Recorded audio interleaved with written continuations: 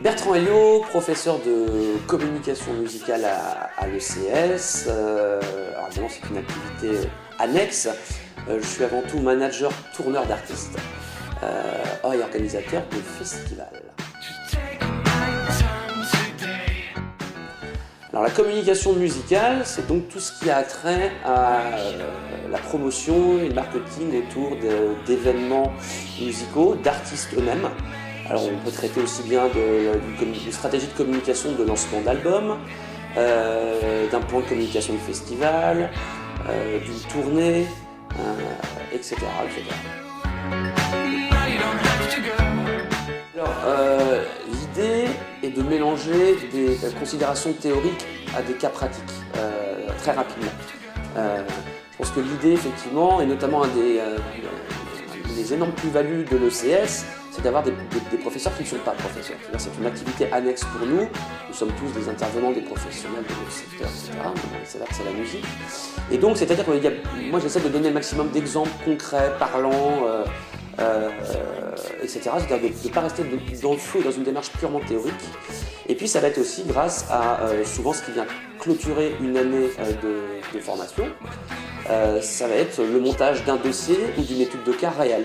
Voilà, alors ça va être stratégie de lancement d'album, mais d'un véritable groupe qui va vraiment sortir un album, ou monter votre propre dossier de festival, ce genre de choses. Alors j'essaye de mettre en place un plan de formation évolutif sur différentes années, et globalement, c'est-à-dire qu'on va du général au particulier. En général, la première ou les 2 premières années, c'est une sorte d'introduction générale et au monde de la musique, et à ses stratégies de communication, mais dans plutôt général. Et ensuite, à partir de la 3e année, on commence à rentrer dans des détails plus pointus, notamment en 3e année, où on ne traite que de l'organisation de festivals, qui est l'événementiel culturel type, bien entendu, où on traite absolument de toutes les phases organisationnelles, jusqu'au master, où là, évidemment, je m'adapte à chaque, sujet de master. Donc, sur le master communication digitale, on ne traite que de la musique numérique, et notamment comment les nouvelles technologies utilisent la musique dans leur stratégie de communication. Dans l'événementiel, on ne traite que de l'événementiel musical, ou l'utilisation de la musique dans l'événementiel d'entreprise, par ailleurs.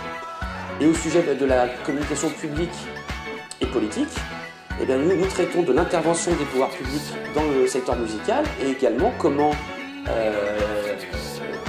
les pouvoirs publics peuvent également utiliser la musique dans leur propre stratégie de communication. Je tente, de les amener à une certaine structuration en termes de moyens de communication. Un truc très bête, mais par exemple ne pas confondre relation presse et achat d'espace, même s'il peut y avoir un lien via des partenaires médias, etc. Mais voilà, bien distinguer les différents types de moyens de communication, la relation presse, le marketing, l'événementiel, la communication en point de vente, le buzz marketing, le street marketing, et j'en passe. Mais voilà, je pense qu'il est très important de savoir structurer un plan de com, de bien distinguer les différents moyens, mais également de voir les liens qui peuvent exister entre eux.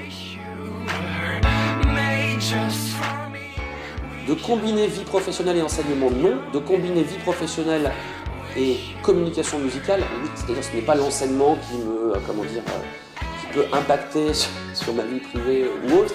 Par contre, quand je travaille vraiment dans mon secteur, c'est-à-dire celui de la musique, il y a beaucoup d'absence, être très peu là le soir, on ne voit jamais le week-end. Enfin, globalement, on travaille quand les autres ne travaillent pas, quoi. Et que là, oui, effectivement, ça peut poser quelques petits soucis. C'est pas le plus évident, effectivement.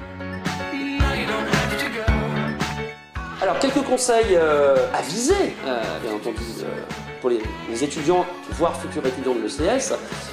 Donc, moi, je pense vraiment que pour être un bon communicant, il est nécessaire même d'avoir une certaine ouverture d'esprit, encore une fois, de s'intéresser aux stratégies de communication mises en place par d'autres secteurs d'activité dans d'autres pays, par des petites, des grosses agences, etc., etc. Évidemment, des qualités relationnelles. Et ça, je pense que quel que soit quasiment son secteur d'activité au sein du monde de la communication, le relationnel est quand même très important. Et puis de la veille d'actualité. Vraiment, vraiment se tenir au courant de l'actualité. Ça me paraît plus que primordial, parce que souvent on se rend compte que dans nos stratégies de com, on peut se servir d'événements qui a priori n'ont rien à voir avec notre projet, mais pouvoir surfer voilà, sur un événement lambda. Et puis surtout, voilà, encore une fois, être au courant des évolutions d'un secteur qui est en constante mutation, notamment dans mon secteur particulier qui est celui de la musique.